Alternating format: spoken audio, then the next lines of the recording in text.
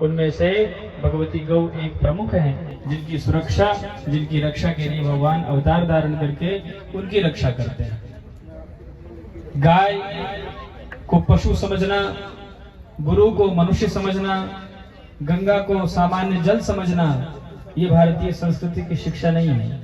भारतीय संस्कृति में इस बात की शिक्षा दी गई है कि गुरु यद्यपि मनुष्य शरीर धारण किए हुए हैं, लेकिन साक्षात गुरु ब्रह्मा, गुरु विष्णु, गुरु देवो महेश्वरा, गुरु साक्षात परब्रह्म तस्मै श्री गुरुदेव।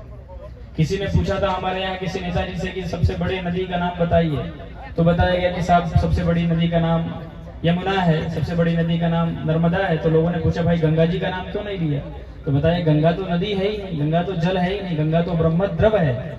उसी तरह से गंगा नदी नहीं है, गुरु मनुष्य नहीं है, और गाय पशु नहीं है। गाय साक्षात परब्रह्म परमात्मा ही गौ रूप धारण करके हमारे बीच उपस्थित होकर के हमको आशीर्वाद देते हैं। किसी वैज्ञानिक ने गौ माता के ऊपर एक शोध किया, प्रतिदिन उनके शरीर में इंजेक्शन के माध्यम से विष डाला गया और शरीर के हर भाग का सैंपल लिया गया।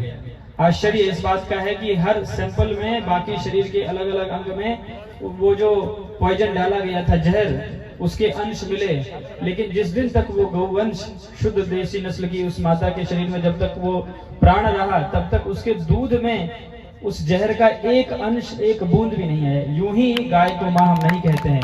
गाय के अंदर ममत्व है, गाय के अंदर ममता है, गाय के अंदर क्षमता है। गाय बचेगी तब हम बचेंगे, गाय बचेगी तब हमारा अस्तित्व बचेगा। ऐसी गौ माता के संरक्षण करने के लिए, भारत भूमि के ऊपर से गौ हत्या का कलंक पूरी तरह से समाप्त करने के लिए हम कुछ नई बात नहीं कह रहे हैं। हम केवल अपने आप को, अपने अस्तित्व को बचाने की मांग कर रहे हैं। पूज्य शंकराचार्य जी महाराज पिछले 7 दिनों से प्रतीक्षा यात्रा पर है। इस प्रतीक्षा यात्रा के 5वें दिन आज पूज्यपाद महाराज श्री कुरुक्षेत्र के इस पवित्र भूमि में उपस्थित है, जहां पर गौ माता की सेवा निरंतर होती चली आ रही है। पूज्यपाद महाराज श्री का आशीर्वचन आप सभी को प्राप्त होगा।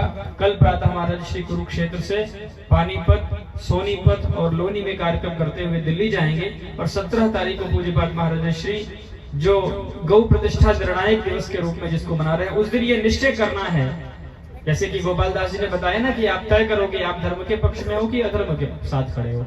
तो उस दिन ये तय हो जाएगा कि हमारे देश के जो राजनेता है धर्म के पक्ष में है अथवा अधर्म के पक्ष में है।